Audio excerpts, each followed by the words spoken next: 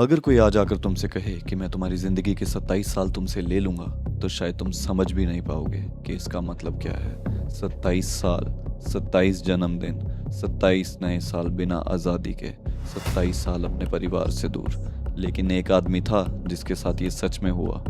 और सबसे हैरान करने वाली बात, वो इंसान जब बाहर निकला तो उसने बदला नहीं लिया, बल्कि माफ कर दिया।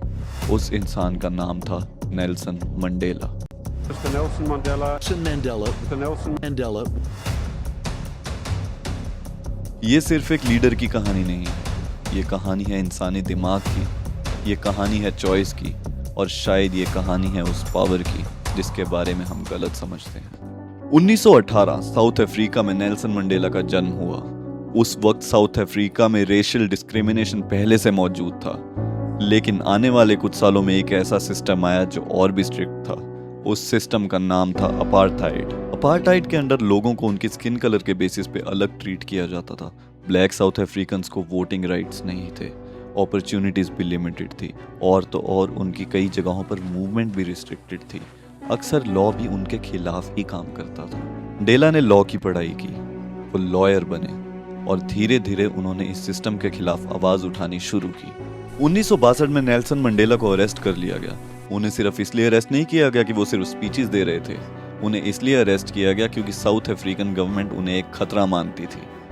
अपार्थाइड लॉ के खिलाफ वो मूवमेंट लीड कर रहे थे, वो प्रोटेस्ट ऑर्गेनाइज करवा रहे थे, वो स्ट्राइक्स करवा रहे थे, और बाद में जाकर वो एक ऐसे संगठन, ऐसे ग्रुप से भी जुड़े जिन्होंने गवर्नमेंट इंफ्रास्ट्रक्चर को सैबोटाज करने के ऑपरेशंस चलाए थे। गवर्नमेंट के लिए वो एक क्रिमिनल थे, लेकिन अपने सपोर्टर्स के लिए वो एक फ्रीडम फाइटर थे।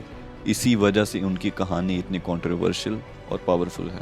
2 साल बाद 1964 रिवोनिया ट्रायल के बाद उन्हें उम्र कैद की सजा सुनाई गई। उस वक्त उन्होंने एक स्पीच दी थी जिसका एक हिस्सा आज भी हिस्ट्री में याद किया जाता है।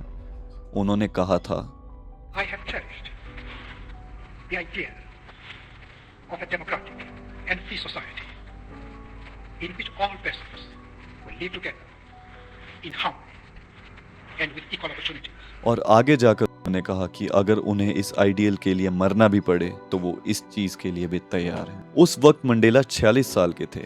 शायद उन्हें भी नहीं पता था कि वो अपनी जिंदगी के अगले 27 साल जेल में बिताने वाले हैं। मंडेला को रॉबिन आइलैंड भेजा गया, एक आइलैंड प्रिजन। उनका सेल बहुत छोटा था, और कहा जाता है कि वो इतना छोटा था कि उसमें सिर्फ बेसिक चीजें ही आती थी। उन्हें हार्ड लेबर करना पड़ता था। उनकी फैमिली से मिलने के मौके भी बहुत लिमिटेड थे, इवन दो उनके लेटर्स भी रिस्ट्रिक्टेड थे, ज़्यादा आ जा नहीं सकते थे।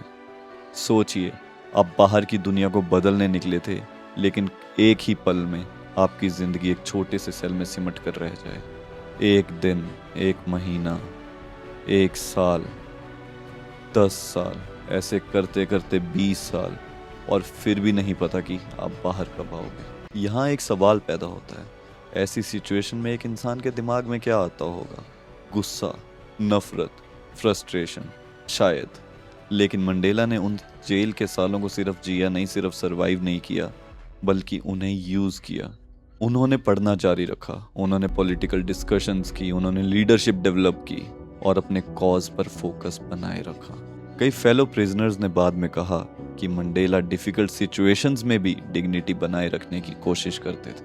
1980 के दशक तक मंडेला पूरी दुनिया में फेमस हो चुके थे।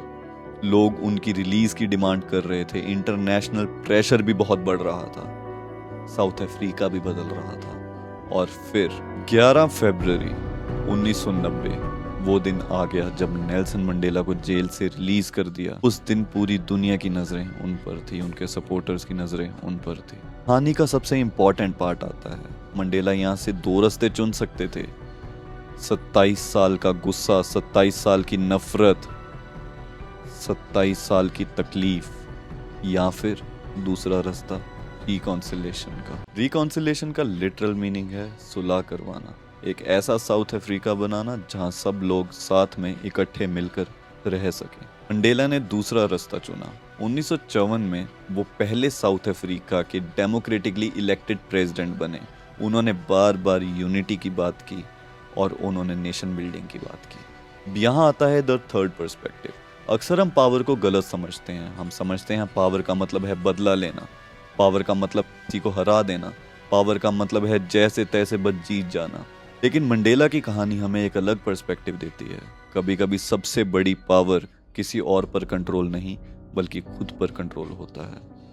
27 साल जेल में रहने के बाद भी अगर आप अपने इमोशंस को अपनी आइडेंटिटी ना बनने दें तो शायद वही है असली पावर। मंडेला संत नहीं थे, मंडेला परफेक्ट नहीं थे, लेकिन उनकी कहानी हमें एक सवाल पूछने पर मजबूर करती है कि अगर हम सालों तक उन लोगों को अपने दिमाग में जगह देकर रखें जिन्होंने हमें हर्ट किया है, तो क्या हम वाकई में आज़ाद हैं या हम अपने ही दिमाग की एक जेल में, एक प्रिजन में कैद हैं। नेल्सन मंडेला ने 1980 में जेल के गेट छोड़े थे, लेकिन शायद उनकी सबसे बड़ी जीत यही थी कि उन्होंने अपनी दिमागी जेल को भी छोड़ दिया था।